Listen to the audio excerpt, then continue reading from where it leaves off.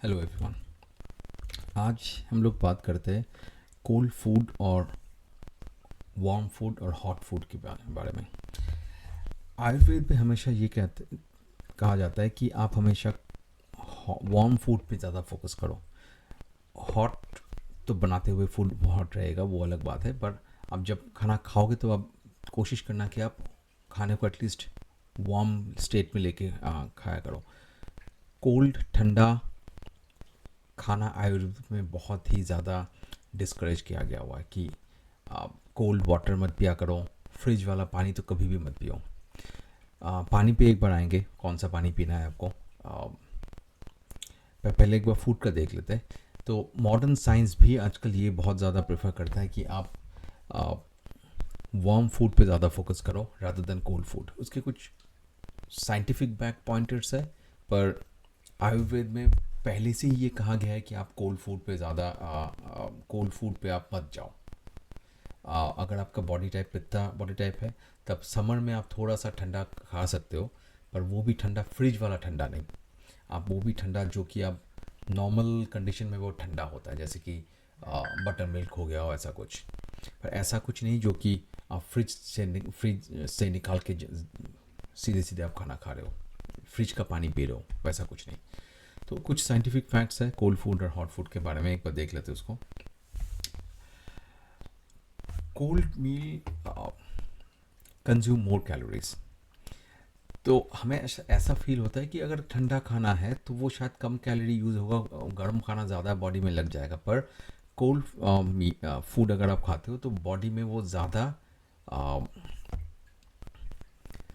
Calorie provide करता है आपको।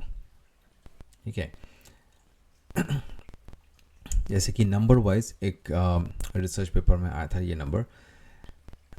कंज्यूम जो ठंडा खाना कंज्यूम करते हैं वो 31% मोर कैलोरी कंज्यूम करता है, 37% मोर फैट कंज्यूम हो जाता है उससे, 22% मोर कार्बोहाइड्रेट कंज्यूम होता है वार्म फूड की जगह। तो अगर आप मोटापा से प्रॉब्लमेटिक है, मोटापा कम करना है आपको, तब आप वार्म फूड पे ज़्यादा फोकस करोगे, वार्म फूड पे ही रहोगे ज़्यादा। कोल्ड कोई भी कोल्ड ड्रिंक्स हो सकता है, कोल्ड फूड हो सकता है, फ्रिज से निकाला हुआ खाना हो सकता है, आप उसको अवॉइड करोगे अगर आपको वेट लूज़ करना है। That is one. सेकंड, हमारे बॉडी को बहुत ज़्यादा टाइम लगता है कोल्ड फूड को डाइजेस्ट करने में।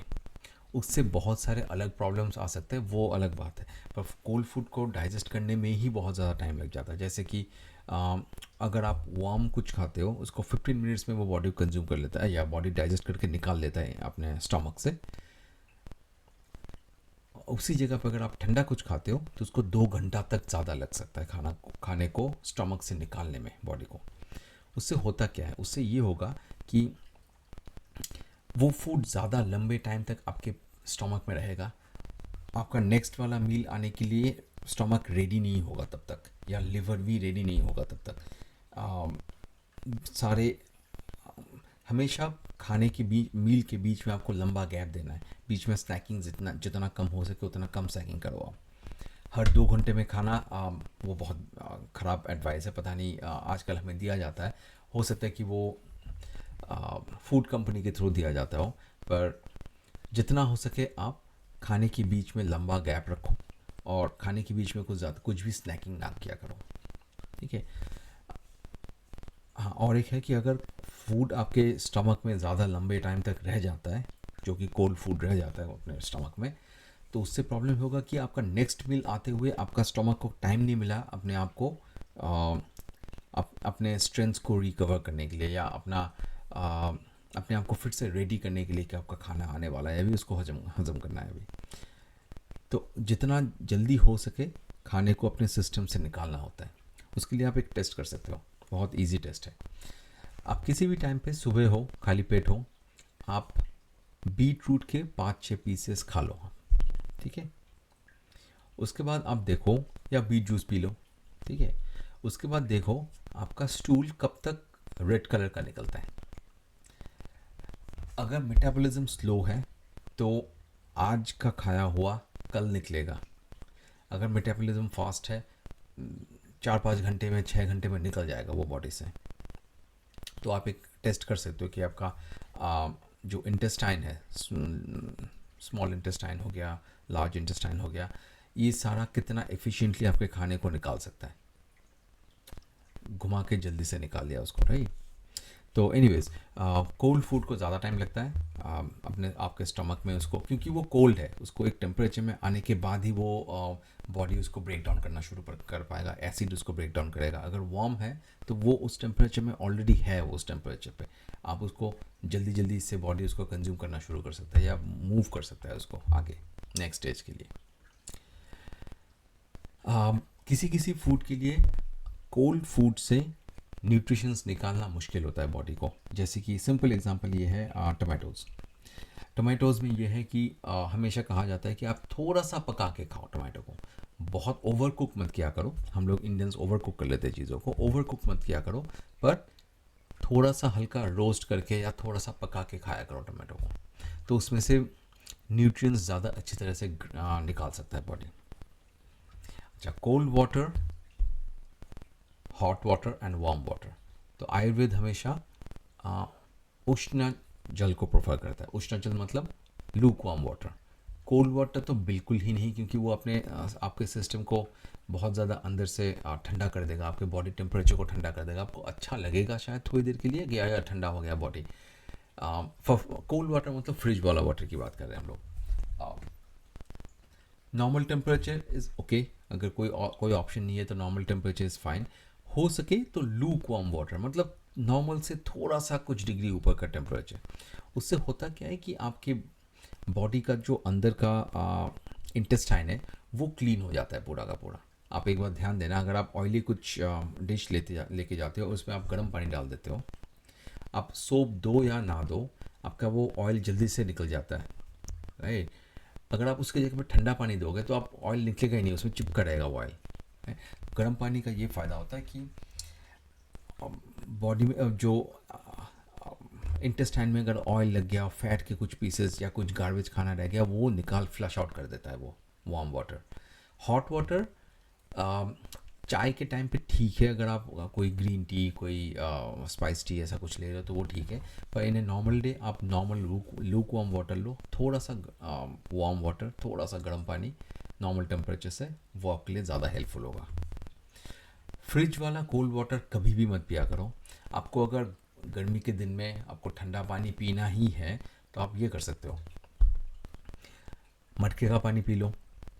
मटके का पानी उतना ही ठंडा होता है जितना आपका बॉडी उसको एक्सेप्ट कर पाए, क्योंकि वो नेचुरल वे से ठंडा होता है। फ्रिज में हम लोग एक्स्ट्रा पुश करते हैं उसको ठंडा करने के लिए, तो एक्स्ट्रा एनर्जी हम लोग देते हैं उसको ठंडा करने के लिए, राइट।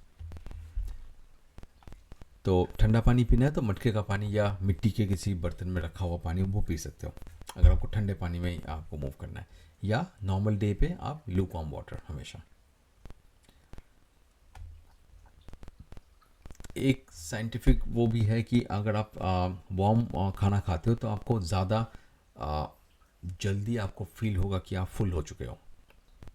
इसका कोई, मुझे तो कोई फ़ायदा दिखता नहीं है, पर इसका ये फ़ायदा होता है कि आपको लगेगा कि आप फुल हो चुके हो तो खाना बंद कर दोगे आप एट सम पॉइंट। कोल्ड में ये होता है कि आप थोड़ा ज़्यादा खा लेते हो। अगर आपको वेट लूज़ करने के लिए आप फोकस्ड हो तो आपके लिए ये पॉइंट है। ऑब्वियसली अगर आप ठंडा खाना खा रहे हो, फ्रिज से निकाला हुआ कुछ खाना खा रहे हो, आइसक्रीम जैसा कुछ खा रहे हो, तो उसमें होगा कि आपका जो अंदर बॉडी का जो टेम्परेचर उसको वो नीचे कर देगा वो, राइट। बॉडी का एक ऑप्टिमम टेम्परेचर बॉडी को मेंटेन करना होता है, उससे वो उसको नीचे कर देगा। तो अगर आप वार्म कुछ पियोगे, ठंड के मौसम में अगर आप कुछ वार्म पीते हो तो आप खुद ही फील कर सकते हो कि बॉडी का टेम्परेचर थोड़ा सा ज़्यादा हो जाता है उसमें से। और बॉडी का अगर टेम्परेचर ज़्यादा हो जाता है तो बॉडी अच्छे से काम कर सकता है उसमें।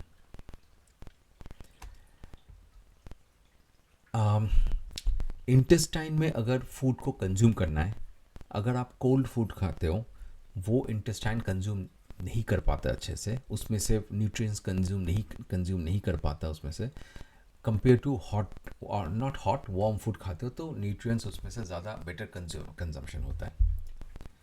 तो ये भी एक फ़ायदा है वार्म फूड का। तो ओवरऑल ये है कि अब जब भी कुछ खाना खाया करो उसको हीट अप करके खाओ। फ्रिज से डायरेक्टली मत खाया करो कुछ भी खाना। पानी भी पी रहे हो तो थोड़ा सा वार्म पानी पियो। तो उससे आपका बॉडी का एक ओवरऑल टेम्परेचर मेंटेन होगा, आपका न्यूट्रिएंट्स ज़्यादा अच्छे से कंज्यूम हो पाएगा बॉडी में। हर तरीके से वार्म फूड को ही प्रेफर किया गया है आयुर्वेद में। तो आप फॉलो कर सकते हो वार्म फूड का जो रूटीन है। Thank you.